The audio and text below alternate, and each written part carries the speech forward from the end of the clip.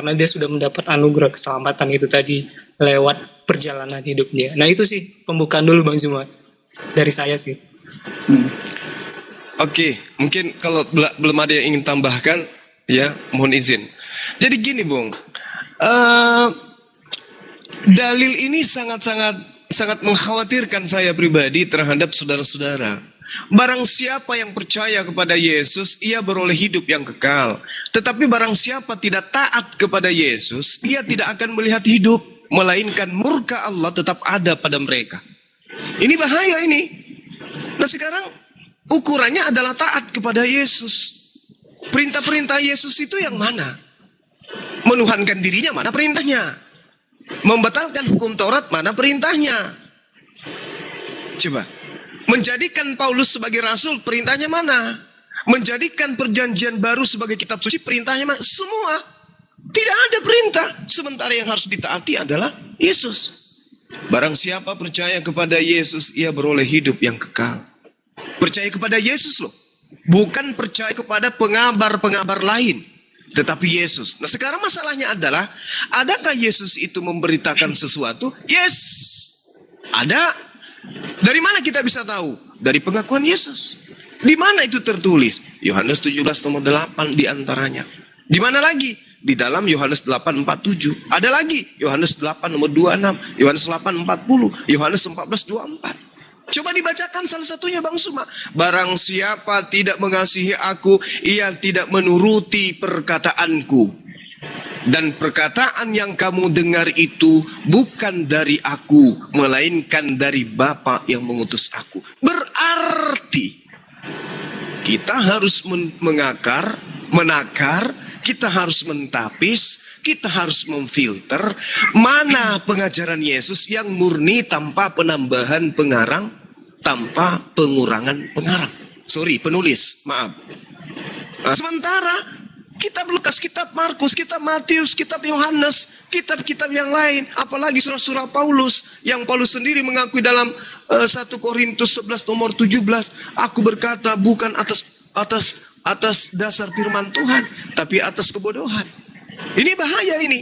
Ternyata buku yang bukan berdasar terhadap firman Tuhan kita jadikan sebagai acuan untuk kemudian menuhankan Yesus. Sementara acuannya adalah anak inilah yang harus menjadi acuan. Ada di dalam Matius 17 nomor 5. Ya, inilah anakku yang kukasihi, kepadanya aku berkenan, dengarkanlah dia. Berarti yang harus didengar bukan penulis kitab saudara. Yang harus didengar adalah Yesus. Nah, layaknya ini contoh. Layaknya Rasulullah Muhammad sallallahu alaihi wasallam. Begitu ia datang, segala firman yang diterima dari Allah itu tidak bercampur aduk dengan sabda dia. Sabda dia disebut hadits, sementara firman yang diterima dari Allah murni disebut Al-Quranul Karim. Tidak bercampur aduk.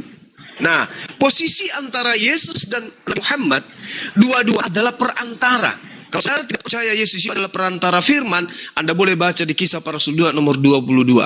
Yesus adalah perantara yang digunakan oleh Tuhan untuk melakukan tanda-tanda, mujizat dan kekuatan kepada Bani Israel.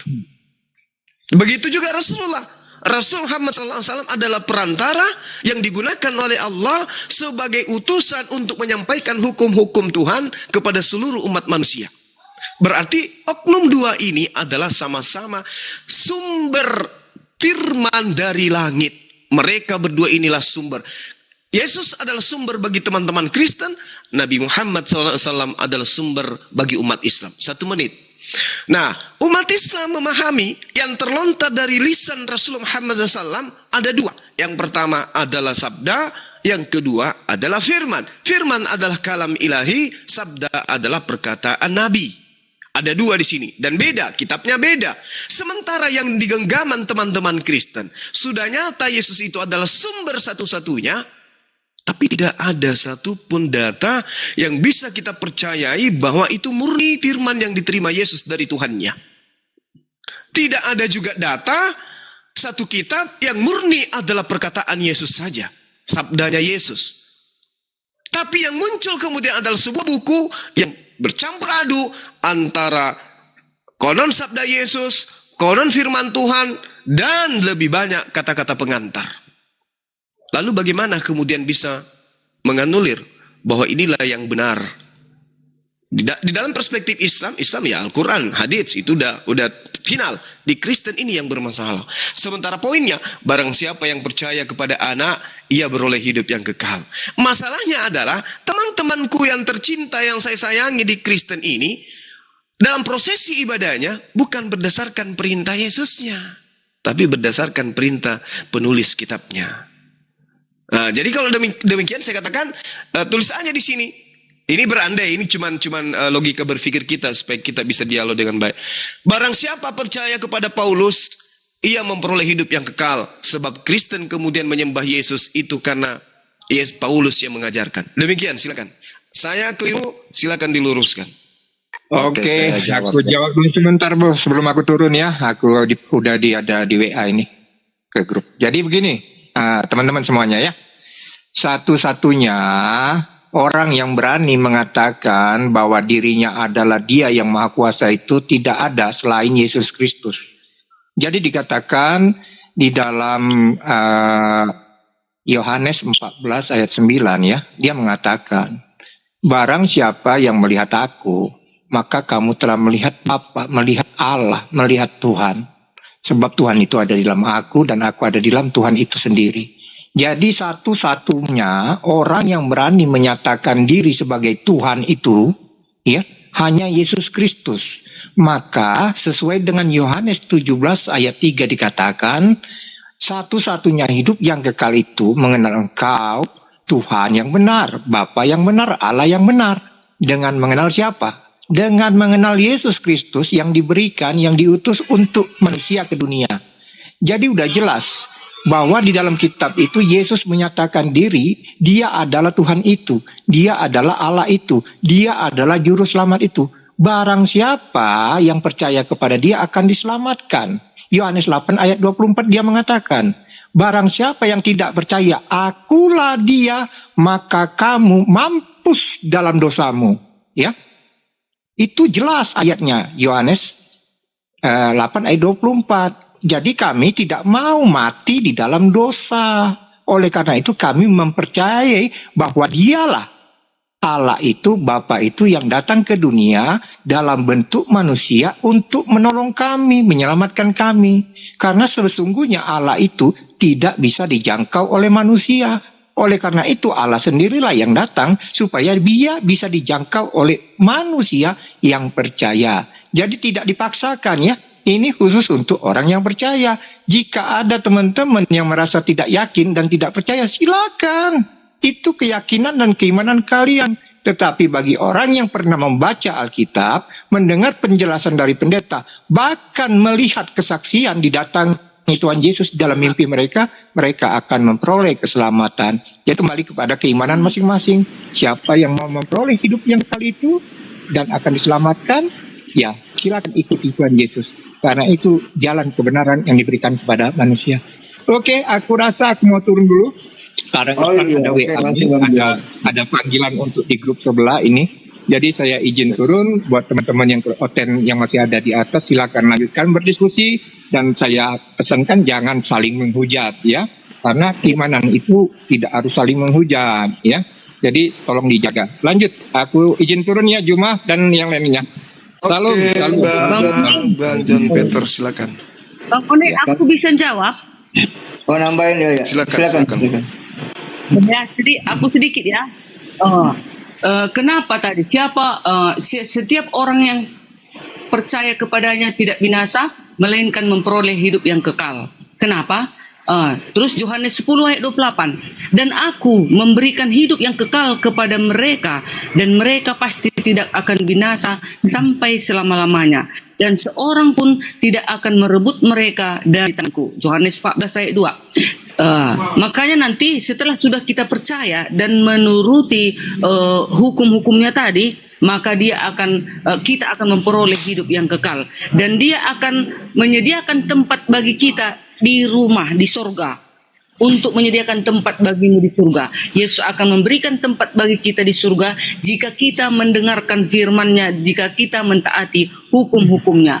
itulah makanya dibilang setiap orang yang percaya kepadanya tidak binasa, melainkan memperoleh hidup yang kekal.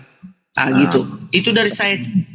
Saya luruskan sedikit ya, nambahi sedikit tentang pertanyaan Suma tadi. Jadi seperti yang Ibu Darmi bilang tadi, tidak mengena ya. Jadi di sini Yesus terakhir ketemu dengan murid-muridnya sebelum naik ke surga, dia berkata begini dalam Matius 28 ayat 18 ya. Saya baca ya, biar Ibu Darmi dengar. Tidak ada perintah hukum Taurat di sini. Kepadaku telah diberikan segala kuasa di sorga dan di bumi. Karena itu pergilah, jadikanlah semua bangsa muridku dan baptislah mereka dalam nama Bapa, Anak, dan Roh Kudus. Dan ajarlah mereka melakukan segala sesuatu yang telah kuperintahkan kepadamu. Dan ketahuilah, aku menyertai kamu senantiasa sampai akhir zaman. Jadi di sini tidak ada perintah Yesus melakukan hukum Taurat. Tapi pergi memberitakan Injil. Injil itu apa, Bu? Injil itu bukan hukum Taurat. Ya, jadi buat semua jawabannya, kalau di mana Yesus memerintahkan, ini perintah Yesus jelas. Tugas kami memberitakan Injil dan Tuhan menyertai kami sampai akhir zaman. Tidak ada perintah Yesus di sini sebelum dia terangkat ke surga itu untuk melakukan hukum Taurat, tidak makan babi, tidak makan apa segala macam, tidak ada. Pergi, jadikanlah semua bangsa muridku. Yang tidak mau, ya tidak usah. Yang mau ya dibaptis. Kalau kalian mengatakan bahwa kalian agama yang disempurnakan, agama yang benar, harusnya kalian mau dibaptis. Kenapa kalian menolak dibaptis? Itu pertanyaannya. Sama Ibu Darmi juga. Dibaptis enggak? Oh, dibaptislah. Satu baptisan, satu Tuhan. Baptisan apa itu? Pergi apa diselam? Diselamkan ke air. Oh ya. Baptisannya sudah benar berarti, Ibu. Tauratnya yang kurang. Udah pasti. Udah pasti dong. Ya, Tauratnya kurang benar. Yesus tidak menekankan hukum Taurat di sini. Tidak ada hukum Taurat. Tapi Bang keren. Kan pergilah katanya, pergilah. Jadi kalau disuruh Bang Karen pergi, apalah yang kau ajarkan sama manusia-manusia itu? Kau suruh membunuh, gitu. Kalau di sini tidak ada diajar membunuh. Di sini Ya, Yesus maksudnya mengajarkan apa rupanya perintah-perintah Allah, maka disuruh kita manusia ini pergi. Apa yang harus kita sampaikan pada mereka? Hanya baptis saja kau, katanya gitu aja. Kan harus kita ajarkan itu tadi, rambu-rambu lalu lintasnya ini tadi, Pak. Ibu harus pintar sedikit, toh. Yang mengajar kita itu bukan kita, tapi Roh Kudus. Itu loh. Jadi kalau ibu yang mau mengajar, aturannya lebih tepatnya orang Yahudi yang mengajar ibu, bukan ibu yang mengajar saya. Pak, dari mana Roh Kudus itu bicara kepada manusia itu? Jangan membunuh kau Derni, jangan berzina kau Derni. Kan harus melalui aku atau Bapak kan? Kita sampaikanlah kepada manusia yang lain. Itu perintahnya. Tidak seperti itu, Ibu. Jadi Ibu kalau mau mengajar, ya Ibu lah perspektif begitu loh. Ya jangan. Seralah kita sama-sama Kristen. Aku nggak berani komen. Ya, di sini tidak ada Yesus memerintahkan di Matius ini sebelum dia terangkat ke surga itu lakukan ya semua hukum Musa ya. Tidak ada. Udah? Itu saja ya, sekian ya. Menanggapi Bang Zuma yang tadi, Bang Zuma. Oh ya silakan boleh. Nanti langsung aja. Ya silakan. Oke, saya coba jawab. Kita kembali ke topik tema Bang Zuma tadi ya, tentang hukum Taurat tadi. Nah sebenarnya sebenarnya tentang hukum Taurat itu, dan Yesus sendiri yang mengatakan. Tadi Bang Zuma bilang nggak ada Yesus mengatakan. Ini jelas, saya bacakan ayatnya. Itu di dalam Markus 12 ayat 28 sampai 30. Itu Yesus sedang berdebat dengan seorang ahli kitab atau ahli Taurat. Dia mengatakan, mana yakah perintah yang terutama dari semuanya ini? Dia berasumsi bahwa hukum Taurat yang sebelumnya yang sudah dipelajarinya itulah yang terutama. Tapi Yesus menjawab, di ayat 29 Yesus berkata, dengarlah hai Israel, Yahweh lah Elohim kita, Yahweh itu Esa, dan kasihlah Yahweh Elohimmu dengan segenap hati, dengan segenap jiwamu, dengan segenap akal bunimu, dan dengan segenap kekuatanmu. Itulah perintah pertama. Dan yang kedua, yang sama dengan itu, kasihlah sesamamu seperti dirimu sendiri. Tidak ada perintah lain yang lebih besar dari itu. Kaitannya dengan ahli-ahli Taurat tadi, kenapa Yesus mengecam mereka? Kalian tidak boleh mengikut mereka. Kenapa? Karena bagi mereka Taurat itu hanya sekedar di ucapan saja. Bagi mereka Taurat itu hanya sekedar di pikiran.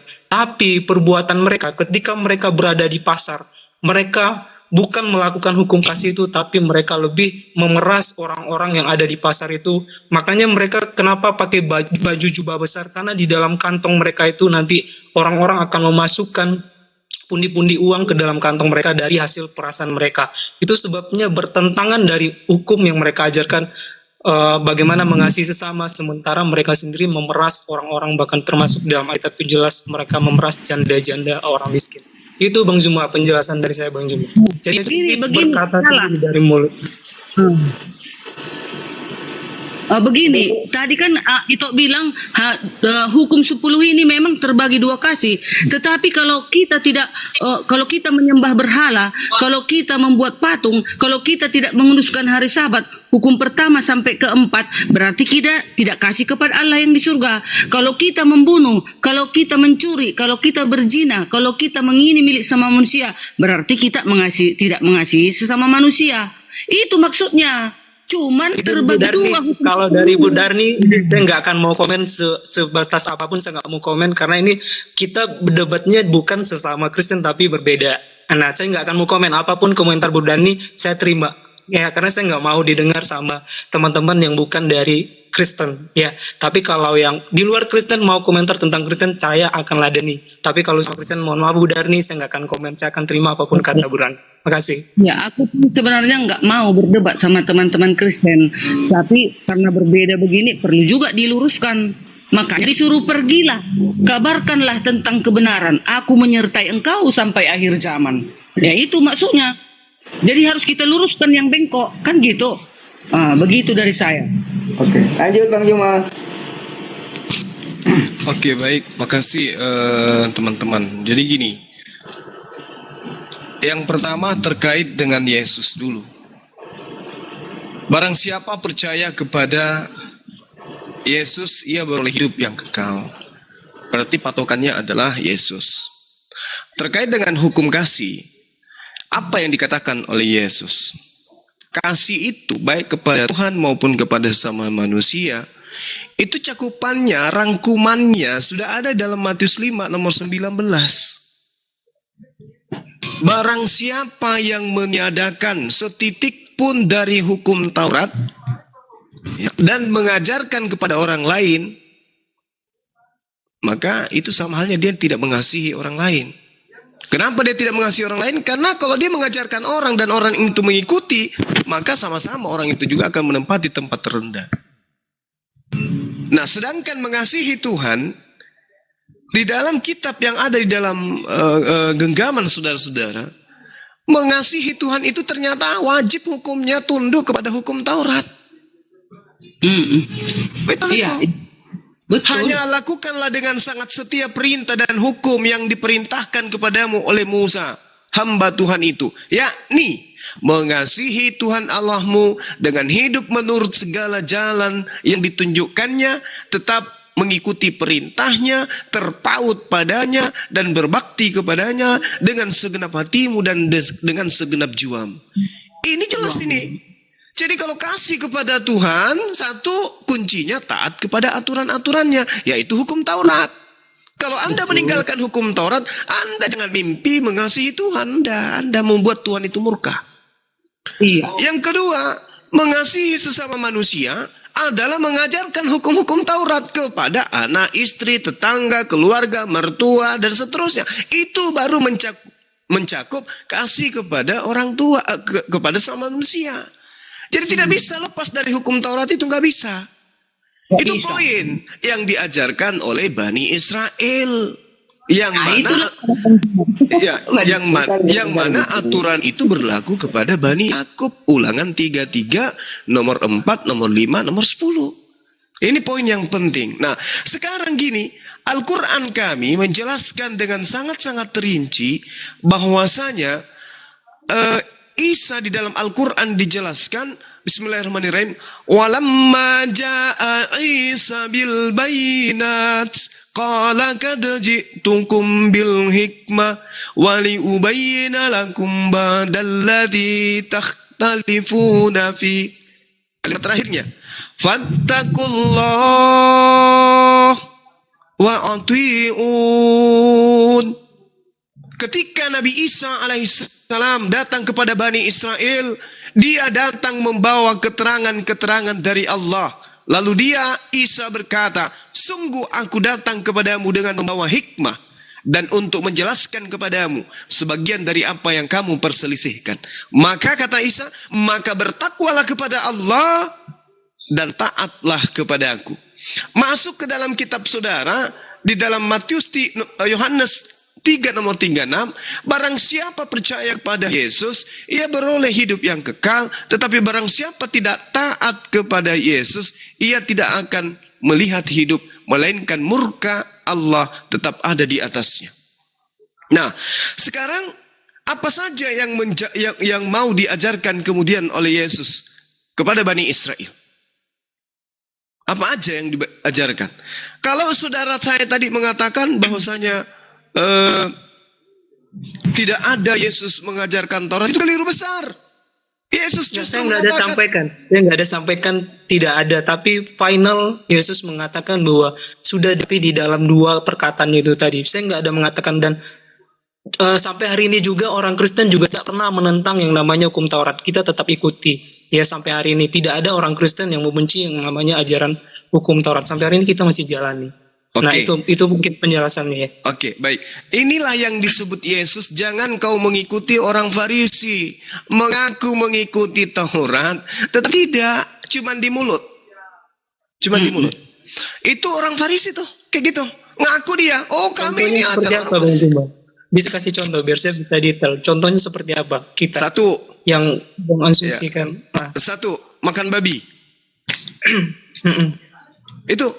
Itu hukum Taurat itu. Kedua, sunat. Itu perjanjian kekal itu, dan itu tertutup di dalam hukum Taurat. Dan yang paling, mohon maaf nih, yang paling utama yang dilanggar oleh orang Kristen, mengganti Tuhan dengan menuhankan Yesus. Yang tadinya Tuhan itu tidak bisa dibentuk, begitu Kristen datang ternyata Tuhan itu bisa dibentuk menjadi manusia. Nah, tapi nanti ada alasan-alasan yang kemudian bisa dikemukakan, ini alasannya, ini alasannya, ini alasannya. Tapi terbantah dengan pengajaran Paulus sendiri di dalam 2 Korintus 15 nomor 1 Korintus 15 nomor 24, ternyata Yesus kelak di ujung akan melepaskan jabatannya. Oke, 1 menit lagi, Bung. Nah, Matius 28 yang saudara bawa, saya ingin mengatakan bahwasanya ketika membawa Matius 28, karena itu pergilah jadikanlah semua bangsa muridku, ini bukan berarti karena itu pergilah jadikanlah semua bangsa menjadi muridku, tidak. Tidak ada kata menjadi di sana. Karena itu pergilah jadikanlah semua bangsa muridku. Bangsa murid Yesus itu bangsa apa saja? Kita harus tahu bahwa Yesus mengaku dalam Matius 15 nomor 24, aku diutus hanya kepada domba-domba yang hilang dari Bani Israel. Bani Israel itu ada 12 suku bangsa. Pada saat Yesus itu kemudian mengajar, tidak semua Bani Israel itu berkumpul di tanah Yudea, di Yerusalem, tidak. Sudah berpencar mereka, karena dihukum oleh Allah, mereka berpencar ke seluruh penjuru angin. Maka Yesus mengatakan, berpesan kepada ke-12 muridnya di Matius 10 nomor 5 nomor 6, Yesus berpesan kepada ke-12 muridnya agar jangan ke bangsa lain, tetapi pergilah kepada ke-12 bangsa Bani Israel. Maka penugasan mereka ke seluruh bangsa muridnya, kemana aja muridnya itu pergi, misalnya ke Amerika, dia harus ke Amerika mencari Bani Yakub. Itu pesannya kalau dipaksakan Matius 28 ini. Nomor 19. Pembuktiannya kemudian adalah nomor 20. Coba kita baca pelan-pelan. Dan ajarlah mereka melakukan segala sesuatu yang telah kuperintahkan kepadamu. Saya kalau minta pertanggungjawaban kepada saudara, mana perintah Yesus untuk menyembah dirinya? Saudara tidak akan pernah menunjukkan itu. Padahal data nomor 20-nya, ajarlah mereka murid-muridku, dari bangsa muridku itu, melakukan segala sesuatu yang telah kuperintahkan kepadamu. Mana perintah Yesus kepada pengikutnya, kepada 12 muridnya, agar dia ke bangsa-bangsa mengajarkan dirinya untuk disembah. Seperti yang diperhatikan oleh Kristen hari ini. Saya belajar Bible sudah 14 tahun, 15 tahun. Tidak pernah kutemukan ada dalil dalam kitabnya Yesus, kitabnya saudara, Yesus memerintahkan muridnya untuk mengajak manusia mempertuhankan dirinya. Padahal perintahnya, ajarlah mereka melakukan segala sesuatu yang telah kuperintahkan kepadamu. Mana perintah itu? Makanya saya tidak mau tergoda oleh penyembah terhadap Yesus. Demikian, silakan ditanggapi saudara-saudara. Oke, Bang Juma saya tanggapi. Mengenai makanan babi itu tadi ya, kita nggak usah di jauh-jauh katakan makanan babi itu haram. Ya, nggak usah jauh-jauh. Banyak sebenarnya yang kita tahu, makanan yang kita makan hari-hari itu haram. Kenapa saya katakan itu? Kalau sadar nggak sadar kita, beras yang kita makan hari ini, itu kebanyakan dari petani-petani yang di daerah, katakan penyembah berhala misalnya, Pulau Bali, lebih dahulu mereka persembahkan makanan itu ke dewa mereka. Nah, itu yang kita makan juga, kita nikmati dalam tubuh kita. Tapi bagi orang Kristen, Bang Zuma, sebelum memakan semua makanan itu, mereka berdoa dulu lebih dahulu, meminta supaya Tuhan mengkuduskan makanan itu. Itu jawaban saya sih. Karena kita nggak fokus terlalu tentang makanan. Padahal kalau kita baik bawa ke makanan, banyak sebenarnya makanan itu yang kita anggap tuh kita makan sehari-hari itu sebenarnya sudah dipersembahkan terlebih dahulu sama dewa-dewa. Dan itu kadang-kadang kalau kita nggak ngerti, kita makan langsung. Contoh misalnya, banyak saudara-saudara kita nggak mengklaim ya, itu kepercayaan masing-masing. Tapi setelah mereka panen, mereka punya ada adat acara apa itu mereka persembahkan kepada dewa-dewa, dan itu kita nikmati juga sampai ke tempat kita. Itu nggak tertutup kemungkinan. Tapi bagi kami, setiap kami berdoa, kami berserah sama Tuhan supaya makanan ini dikuduskan, disucikan, dan layak masuk ke dalam perut kami. Bukan berarti juga saya sendiri juga tidak terlalu suka makan babi, ya. Nah, itu jawaban dari saya kalau kaitannya dengan makanan. Makanya tadi saya minta contoh sama Bang Juma. Oke, saya tambahin ya, itu mengenai babi dan ke bangsa-bangsa itu ya. Bisa baca ayatnya, Kisah Para Rasul 10 tadi yang semua belum datang tadi. Kisah Para Rasul 10 ayat 13. Ya, ini berbicara tentang binatang haram dan berbicara tentang orang di luar bangsa Israel semua. Baca ya, mohon maaf. Dalam nama Yesus. Ayat 13-nya begini, kedengaranlah olehnya suatu suara yang berkata, ini bukan perkataan manusia, ini kedengaranlah suara sama Petrus ini, bukan Paulus. Bangunlah hai Petrus, sembelilah dan makanlah. Tetapi Petrus menjawab, tidak Tuhan, tidak, sebab aku belum pernah makan sesuatu yang haram dan tidak tahir. Kedengaranlah pula untuk kedua kalinya suara yang berkata kepadanya, apa yang dinyatakan halal oleh Allah, tidak boleh engkau nyatakan haram. Hal ini terjadi sampai 3 kali, dan segera sesudah itu terangkatlah benda itu ke langit. 1. Jadi yang suruh ini Tuhan, bukan manusia, dan kami tidak melakukan hukum Taurat, tidak makan babi karena ayat ini. 1. Yang kedua tentang bangsa-bangsa, saya jelaskan ayat berikutnya. Ayat 16 ditulis begini, hal ini terjadi sampai 3 kali, dan segera sesudah itu terangkatlah benda itu ke langit. Ayat 17, Petrus bertanya-tanya di dalam hatinya, apa kiranya arti penglihatan yang telah dilihatnya itu? Sementara itu telah sampai di muka pintu orang-orang yang disuruh oleh Cornelius. Cornelius ini orang Romawi. Dan yang berusaha mengetahui ini di mana rumah Simon. Mereka memanggil seorang yang bertanya, apakah Simon yang disebut Petrus ada menumpang di rumah itu? Dan ketika Petrus sedang berpikir tentang penglihatan itu, berkatalah Roh Kudus ini ya, ada 3 orang mencari engkau. Bangunlah, turunlah ke bawah dan berangkatlah bersama-sama dengan mereka. Jangan bimbang sebab aku yang menyuruh mereka kemari. Lalu turunlah Petrus ke bawah dan berkata kepada orang-orang itu, akulah yang kamu cari, apakah maksud kedatangan kamu? Jawab mereka, Cornelius seorang perwira yang tulus hati dan takut akan Allah dan yang terkenal baik di antara seluruh Yahudi telah menerima penyataan Allah dengan perantaran seorang malaikat kudus, supaya ia mengundang engkau ke rumahnya dan mendengar apa yang akan kau katakan. Ia mempersilahkan mereka untuk bermalam di situ. Keesokan harinya, ia bangun dan berangkat bersama-sama. Seterusnya ya. Jadi ini apa yang Suma katakan dibantahkan di ayat di sini. Babi buat kami haram, ada ayatnya.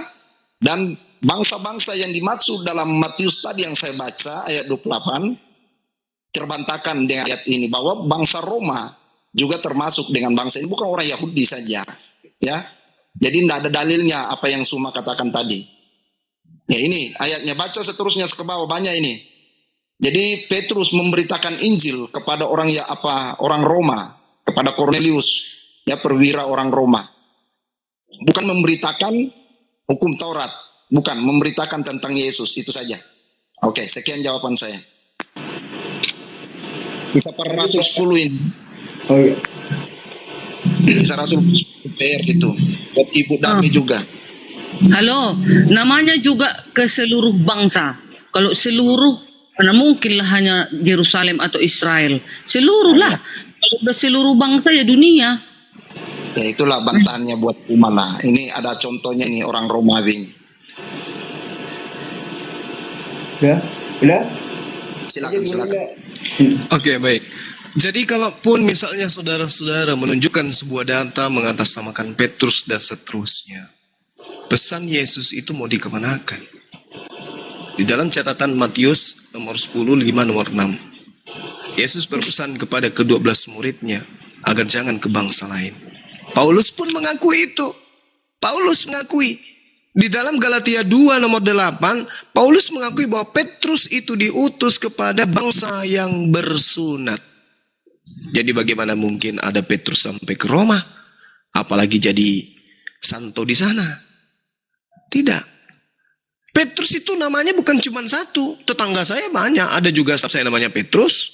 Tapi apakah berarti karena Petrus maka itu murid Yesus? Tidak. Kalau itu adalah Petrus, benar-benar Petrus murid Yesus, maka saya katakan Petrus berkhianat. Karena ada pesan gurunya, jangan kau ke bangsa lain. Nah, kenapa kemudian ada tulisan-tulisan mengatasnamakan Petrus? Supaya ajaran itu bisa dengan mudah melenggang. Padahal Yesus mengaku, aku diutus hanya kepada domba-domba yang hilang dari Bani Israel. Lalu kemudian perintahnya agar ditaati. Kalau dia mengatakan hanya Bani Israel, dia taati. Tapi kalau dipaksakan dia memberitakan Injil, itulah yang saya tanya tadi. Mana perintahnya? Ajarkanlah mereka apa yang kuajarkan kepadamu. Mana ajarannya? Kepada 12 muridnya. Ajarkan orang-orang di luar Bani Israel untuk menyembahku, beribadah kepadaku. Itu di mana dalilnya? Tidak ada, Bung. Tidak ada dalilnya. Jadi dasar pijakan saudara-saudara itu, ya saya minta untuk kembali kepada Yohanes 3 nomor 36 yang sangat menyeramkan ini. Karena siapa yang tidak taat kepada Yesus, maka Tuhan akan murka kepada orang-orang tersebut. Ini yang saya ingin katakan kepada saudara. Kemudian terkait dengan makan babi. Kalau Anda mengatakan tidak ada dalilnya atau apapun itu yang narasi saudara bangun, Yesus mengatakan lebih mudah langit dan bumi lenyap daripada setitik dari hukum Taurat itu batal. Berarti jangankan setitik, ya, jangankan babi setitik pun tidak boleh. Nah, kalau dikatakan kami setiap makan itu berdoa untuk dihalalkan, tidak bisa. Itu sama halnya Anda boleh membunuh dengan membaca doa. Ya Tuhan, halalkan aku membunuh. Nggak bisa. Sesuatu yang diharamkan, kaidah itu berlaku kepada bangsa di mana pengharaman itu dilakukan. Nah, haramnya babi itu disampaikan kepada Bani Israel. Haram babi untuk Bani Israel. Kalau sekarang saudara menghalalkan, ya Anda bukan Bani Israel, wajar Anda makan. Tidak masalah. Cuman yang menjadi permasalahan, kalau Anda mengatakan Anda pengikut Yesus, tapi Anda makan babi, itu masalah. Itu masalah besar itu. Yang jadi masalah besar lagi selain itu, Anda mengaku pengikut Yesus, tapi Anda menuhankan Yesus, itu lebih parah. Karena Yesus tidak pernah mengajarkan itu. Yesus mengatakan di dalam Yohanes 14 nomor 12, jika engkau percaya kepada aku, engkau akan melakukan pekerjaan yang aku lakukan. Bahkan pekerjaan yang lebih besar. Nah, begitu juga ketika Anda melihat di dalam Yohanes 3 nomor 36, ternyata Yesus itu harus ditaati. Barang siapa yang tidak mentaati, maka dia akan mendapat laknat, kutukan dari Tuhan, murka dari Tuhan. Nah, apakah dengan menyembah Yesus, Anda sudah taat kepada Yesus? Perasaan Yesusnya hanya memerintahkan menyembah kepada Dia yang mengutus Dia, bukan menyembah kepada dirinya yang diutus. Silakan. Oke, Bang Zuma. Sayangnya juga Yesus tidak pernah mengajarkan kami untuk membunuh. Makanya kami juga sampai hari ini nggak pernah berdoa untuk sebelum membunuh orang kita berdoa, nggak pernah juga. Nah, itu jawaban saya sih, Bang Zuma. Sayangnya Yesus juga tidak pernah mengajarkan kita untuk berdoa sebelum membunuh orang kita berdoa dulu, nggak ada. Oke, jadi itu jawaban dari saya, Bang Zuma. Saya tambah sedikit ya. Jadi kalau dari saya, yang Yesus ajarkan betul tentang hukum Taurat. Tapi Tuhan Yesus itu selangkah lebih maju. Bukan saja hukum Taurat, tapi mengajarkan kasih yang mana kita harus mengasihi musuh. Bukan cuma sesama saja. Itu saja. Yang diajarkan lebih. Bukan cuma yang di hukum Taurat itu. Itu saja saya tambahin seperti itu saja. Tidak ada lagi. Oke, sedikit-sedikit sebelum diambil sama Bu Darni, biar pendek-pendek kita. Yang pertama, saudara mengatakan tidak ada perintah membunuh. Anda keliru. Lukas 19 nomor 27 sekarang tentang siapapun yang tidak ingin jadi seteruku, apa dikatakan sana? Lukas 19 nomor 27. Raja. Siapa saja yang tidak mau aku menjadi rajanya, bawalah kemari, bunuhlah ia di hadapanku. Itu perintah. Tapi karena Yesus ini tidak mampu mendapatkan pengikut banyak, kala itu tidak bisa mengalahkan tentara Romawi, ini tidak diperhatikan. Meskipun sudah dicoba, sempat beli pedang. Tapi karena ayatnya di mana, Bang Zuma? Sorry, Ya. Bang Zuma, ayatnya di mana yang menyatakan Yesus mengajarkan untuk membunuh? 19 Lukas 19 nomor 27. Semoga saya tidak keliru. 19 ayat 27. Ya. Akan Sebentar, biar tetapi kita semua orang, semua seteruku yang tidak suka aku menjadi rajanya, bawalah mereka kemari dan bunuhlah mereka di depan mataku. Ini perintah. Tapi kenapa tidak diperhatikan? Karena Yesus pada saat itu dibawa tekanan kekaisaran Romawi. Dia tidak berkuasa. Andai saja dia bisa berkuasa, prajuritnya banyak, dia menjadi raja beneran, ini yang terjadi. Siapapun yang tidak mau menjadikan aku sebagai raja, bunuh dia di hadapanku. Tapi tidak terjadi. Karena Yesus buru-buru diselamatkan oleh Tuhan, diangkat ke langit. Itu yang pertama. Kedua, terkait dengan yang saudara katakan tadi bahwa tidak ada hukum, kemudian maaf saya lupa yang kedua tadi apa, Bang? Saudara saya. Yang lengkapi saya tadi itu terkait apa ya? Tidak ada hukum tentang hukum Taurat atau gimana ya? Ya, oke, silakan ditanggapi dulu. Saya lupa tadi poinnya yang kedua. Ya, saya tanggapi sedikit ya. Jadi yang Uma bahas tentang Lukas 19 ayat 27 itu perikopnya tentang uamina. Dan di situ tidak ada perintah Yesus untuk melakukan itu, untuk membunuh. Kalau mau baca, jangan cuma ayat 27, tapi kita baca dari atas, itu perumpamaan. Ya, jadi itu saja, saya tambahin itu saja. Jadi tidak ada, di sini saya sudah buka Lukas 19 ayat 27. Ya memang betul di sini seperti yang Suma katakan. Tapi kalau kita baca perikopnya, ini tentang perumpamaan. Dia lagi menjelaskan perumpamaan. Bukan dia memerintahkan untuk membunuh bagi mereka yang tidak menganggap dia raja. Itu saja. Aku menambahi. Ini ya, kesimpulan. Ke-10 hukum moral Allah yang besar adalah kekal seperti Allah. Hukum ini sudah ada pada waktu penciptaan.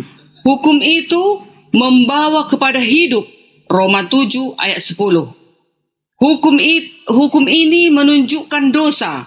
Roma 7 ayat 7. Hukum upacara korban-korban yang dimulai sejak Adam dilaksanakan para bapa dan diperluas oleh Allah di Gunung Sinai sampai ke dalam perbaktian Ka'bah, maksudnya ialah menunjukkan kepada Kristus dan rencana keselamatannya yang besar. Itulah maksud yang ke hukum Taurat dan hukum-hukum upacara gitu. Tapi hukum moral ini sama seperti Allah kekal, hukum abadi yang tidak bisa ditawar-tawar. Tetapi hukum-hukum upacara itulah yang yang nggak lagi mengorbankan korban-korban bakaran setiap tahun. Tidak, makanya dibilang di dalam Mazmur, untuk apa aku korban-korbanmu itu? Kan katanya, aku tidak perlu lagi itu, kan katanya. Makanya dikatakan di sini, itulah hukum-hukum upacara yang tidak perlu lagi dilakukan untuk sekarang ini. Gitu. Oke, baik. Jadi tadi Yesus setitik pun tidak bisa dibatalkan. Meskipun yang paling terkecil. Ternyata Paulus membatalkan. Pilih-pilih ya. Sesuatu yang gampang itu yang diambil. Hal-hal yang berat yang terkait dengan kesabaran terhadap perintah dan larangan itu dibuang. Nah sekarang makanya saya katakan Anda mentaati siapa? Karena di sini dikatakan bahwasanya harus taat kepada Yesus bukan kepada Paulus. Yesus mengatakan tidak bisa dihilangkan. Bahkan dia katakan lebih mudah langit dan bumi lenyap daripada setitik dari hukum Taurat itu batal. Nah, ternyata Bu Darni lebih percaya kepada Paulus. Itu sih saya Kalau hukum-hukum apa itu